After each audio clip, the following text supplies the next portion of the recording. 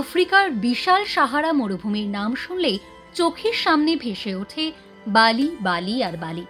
বিশ্বের অন্যতম শুষ্কতম অঞ্চল হিসেবে পরিচিত সাহারা মরুভূমি। তবে বর্তমানে নতুন অধ্যায়ের সূচনা হয়েছে এই মরুভূমিতে।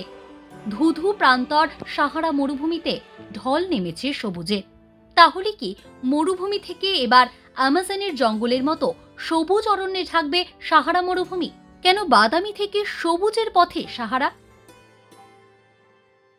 এই নিয়েই বিস্ময়ের সময়ের 11তম পর্ব। প্রতি বছরই জুলাই এবং সেপ্টেম্বর মাস নাগাদ বর্ষাকাল থাকার কারণে আফ্রিকার বিষুবরেখার উত্তরে বেড়ে যায় বৃষ্টিপাতের পরিমাণ। একদিকে মরুভূমির উষ্ণ আবহাওয়া, অন্যদিকে ভারী বৃষ্টিপাত। এই দুইয়ের প্রভাবে সৃষ্টি হয় ঝোড়ো হাওয়ার। মহাকাশ গবেষণা সংস্থা নাসার স্যাটেলাইটে ধরা পড়েছে সাহারা মরুভূমির সবুজ চেহারা। প্রতি বছরই সেপ্টেম্বর মাসে ভারী বৃষ্টি হয় সাহারা মরুভূমিতে, আর তাতেই কার্যত সবুজ সমারোহ মত বিজ্ঞানীদের। আর কি জানিয়েছেন বিজ্ঞানীরা?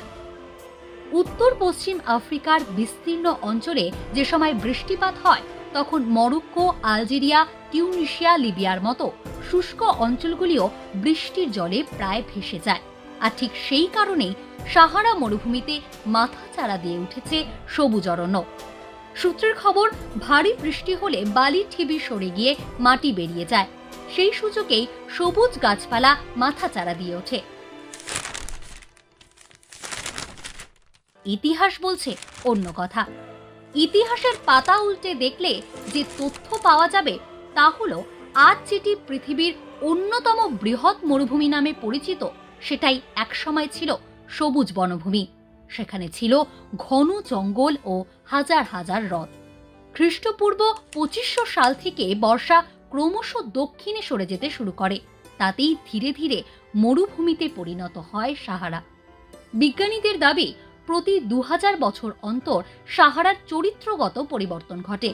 তাদের মতে পৃথিবীর অক্ষে পরিবর্তন ঘটে বলে আবহাওয়ারও পরিবর্তন হয়। আর ঠিক সেই মতোই উত্তর আফ্রিকায় বর্ষাও তার গতিপথ বদলায়। যে সবুজ চাদর নাসার স্যাটেলাইটে ধরা পড়েছে তা মূলত ঘূর্ণিঝড়ের ফলে নেমে আসা বৃষ্টির প্রভাবেই। তাহলে দেখলেন তো, বৃষ্টি কতটা বদলে দিতে পারে এই পৃথিবীর চেহারা। এই পৃথিবীর বিস্ময়কর যত ঘটনা জানতে দেখতে থাকুন বিস্ময়ের সময়, প্রতি শনিবার এই সময় অনলাইনের ইউটিউব ও ফেসবুক পেজে। ডাউনলোড করুন এই সময় অ্যাপ iOS ও অ্যান্ড্রয়েডের জন্য।